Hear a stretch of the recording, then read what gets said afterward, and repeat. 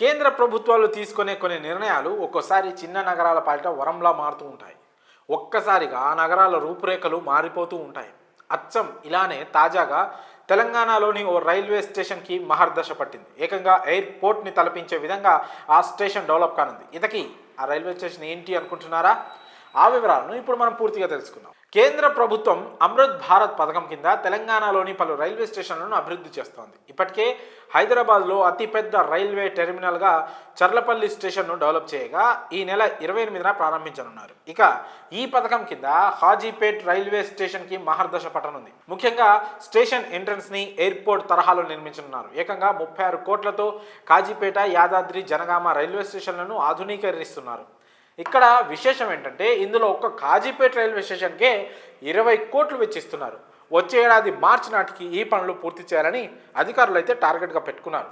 Kazipet railway station అభివృద్ధిలో భాగంగా station ముందు భాగంలో రైలు బోగి మాదిరి నిర్మాణంలో ఓ హోటల్ను నిర్మిస్తున్నారు. ప్రస్తుతం దీని డిజైన్ ఇంకా ఫైనల్ చేయలేదు. స్టేషన్ ముందు భాగాన 6 పచ్చని గ్యాలరీలు నిర్మించి వాటి మధ్య నుంచి వెహికల్స్ వెళ్లే విధంగా నిర్మాణాలను చేపట్టారు. ఇక్కడ auto stand, car parking, 2 wheeler పార్కింగ్లను విశాలంగా నిర్మిస్తున్నారు. ఎయిర్పోర్ట్ తరహాలో వెహికల్స్ నేరుగా స్టేషన్ ముందుకొచ్చి ప్రయాణికులను దింపి వెళ్లే విధంగా ఇది ఉపయోగపడుతోంది. వీటితో పాటుగా ప్రయాణికుల కోసం వెయిటింగ్ లాంజ్, ఏసీ ప్రయాణికులు వెయిటింగ్ కోసం ప్రత్యేకంగా గదులు నిర్మిస్తున్నారు.